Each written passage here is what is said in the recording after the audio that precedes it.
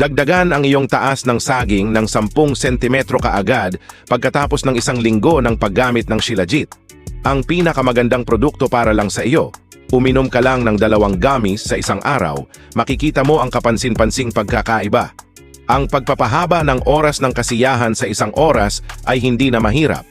Ang Shilajit Gummies ay ang pinakamainam na solusyon upang madagdagan ang bilang ng tamod, mapagtagumpayan ang talamak na pagkapagod, mapabuti ang memorya at magbigay ng hanggang 72 nutrients upang makatulong na mapataas ang testosterone ng 10 beses na mas epektibo.